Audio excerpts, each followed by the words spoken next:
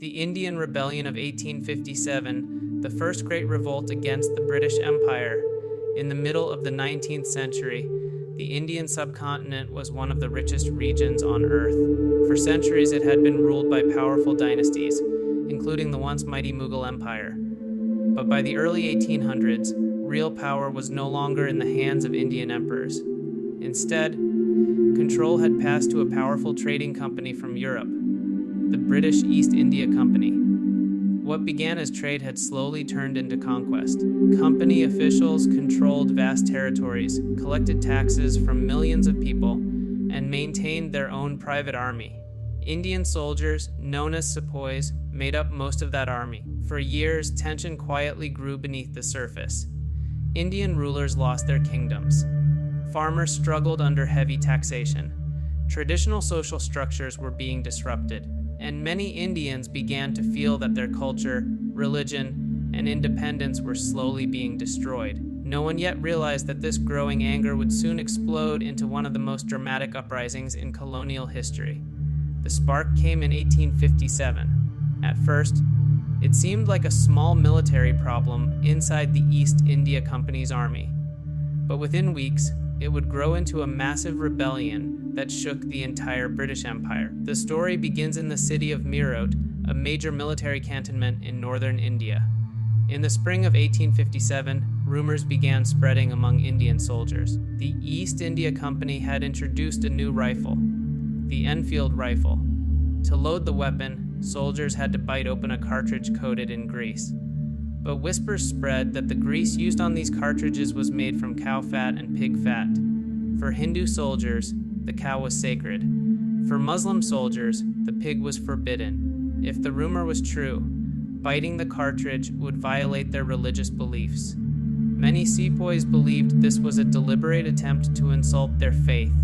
British officers dismissed the fears, but the damage had already been done. Suspicion turned into anger, and anger turned into rebellion. One of the earliest soldiers to openly resist the British was Mangal Pandey. In March 1857, at a military base in Barrackpore, Mangal Pandey attacked British officers. The incident shocked the colonial authorities. Pandey was arrested and later executed, but instead of stopping the unrest, his execution made him a symbol of resistance. 2 months later, the situation exploded. On May 10, 1857, sepoys stationed in Meerut mutinied. They killed several British officers, freed imprisoned soldiers, and marched toward the imperial city of Delhi. Delhi still held enormous symbolic importance. Although the Mughal Empire had lost most of its power, the Emperor Bahadur Shah Zafar still lived in the Red Fort. When the rebels arrived in Delhi, they declared him the leader of the uprising. Suddenly, what had begun as a military mutiny became something much larger, a rebellion against British rule itself. Across northern India, cities and towns erupted. Indian princes, soldiers, peasants, and civilians joined the uprising. British authority began collapsing in many regions. The rebellion spread rapidly through places like Kanpur, Lucknow, and Jhansi. Each region had its own story of resistance. One of the most legendary figures of the rebellion was Rani Lakshmibai, the Queen of Jhansi. She had lost her kingdom after the British applied a controversial policy called the Doctrine of Lapse. Under this rule, if a ruler died without a biological heir, the British could annex the kingdom. When Lakshmibai's husband died, the British refused to recognize her adopted son as the heir. Jhansi was taken, but when the rebellion began, Lakshmibai refused to surrender. Instead, she organized an army and prepared her city for war. British forces attacked Jhansi in 1858. For weeks, fierce fighting raged around the city. Lakshmibai herself rode into battle wearing armor and leading her troops. Her courage turned her into a legendary symbol of resistance.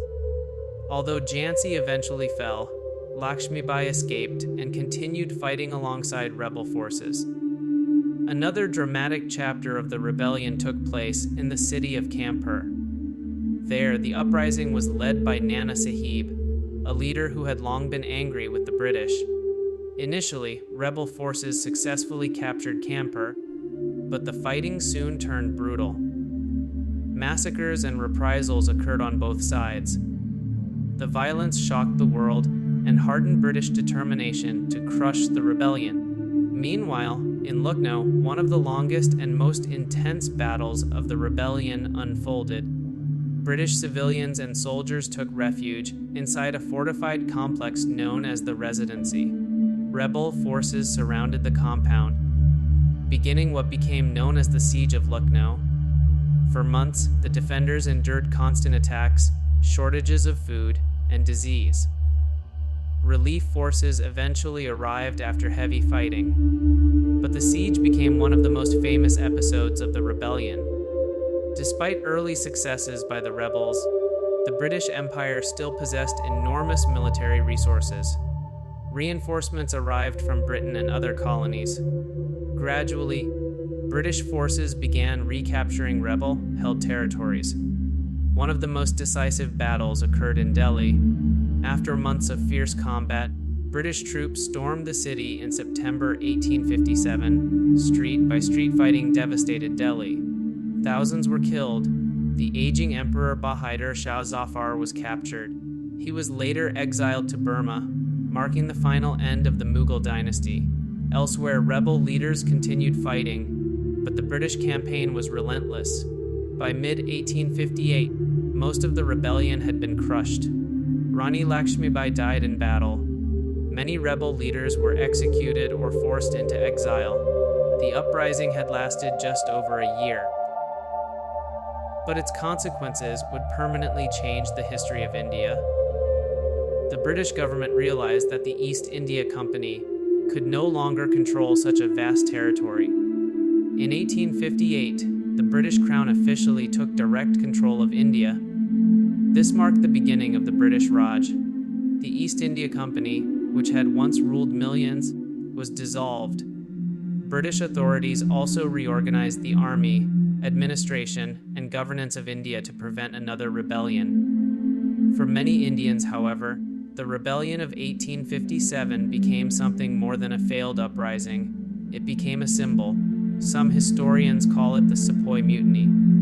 Others call it India's first war of independence. Whatever the name, it revealed something important. For the first time, large groups of Indians had united in armed resistance against British rule. Although the rebellion failed militarily, it planted the seeds of future movements for independence. Decades later, leaders such as Mahatma Gandhi and Jawaharlal Nehru would lead political movements that eventually ended British rule in 1947. But the story of resistance truly began in 1857. The rebellion left cities destroyed, empires shattered, and thousands dead. Yet it also created legends, stories of courage, stories of sacrifice, stories of ordinary soldiers and rulers who dared to challenge one of the most powerful empires in the world. Today, more than 160 years later, the events of 1857 remain one of the most dramatic chapters in the history of South Asia. It was a year when soldiers became rebels, queens became warriors, and an empire discovered that even the strongest colonial power could face a rebellion powerful enough to shake its foundations.